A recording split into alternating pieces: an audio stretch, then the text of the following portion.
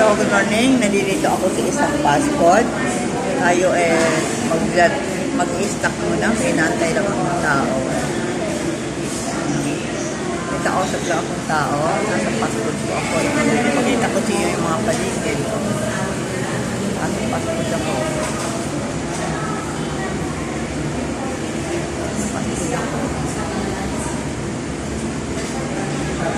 Mayroon akong imimit na tao.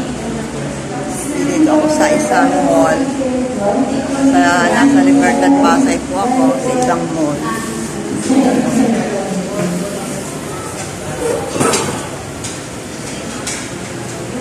Meron na akong inaantay na tao. Dito kami mag-meet. Kita ko lang sa inyo. Ayan o. Yan. Nasa Pasay. Yan ang paligid ang aking naroonan. Nasa Pasay.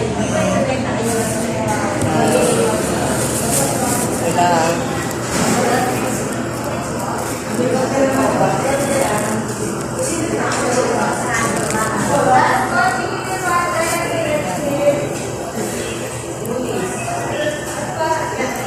Pakita ko lang sa inyo ang ng fast food. May kausap lang akong tao na naantay. Dito kami dalawa magbibili.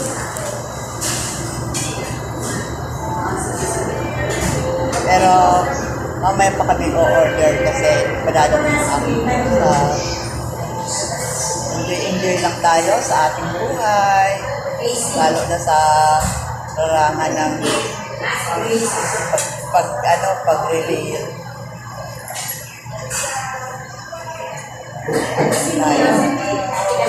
Habang nag-aantay ko ng kasama, pakita ko lang sa inyo yung mga paligid. Nasa area po ako ng Libertad. Diba? Yan ang loob. Nasa loob ng shopping mall. Yan. Sarado pa kasi ang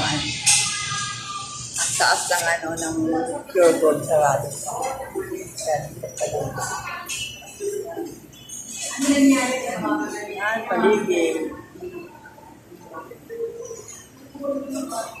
Kita ko lang sa inyo. Ito yung labas. Yan, palengke na yan. Yan ang palengke ng Pasay. Pero maluwag din yan sa loob. Yan. Yan. Ayan o. Yan. Kabila yun ay Pasay Mall. Ito Pure Gold. Nasa loob po ako ng mall ng Pure Gold. Malapit na dumating yung aking kasama. Maka-order na rin kami ng amin. Pang-snack namin, maka-order na rin kami ng aming pang-snack. Sabi niya, nag-text po siya sa akin, on the way na daw siya. Kaya, kaunting oras na lang ang aking aantayin. Kasi nasa on the way na siya. Kasi mas maganda yung mas pauulangan kayo sa kanya. Kasi ayaw ko na, pag may kasama, mayroon akong kausap na ako, aantayin. Gusto ko, di bali ako mag-antay, wag lang siyang mag-antay. Diba? Pasensya na kayo. Ito, likod ng Yan.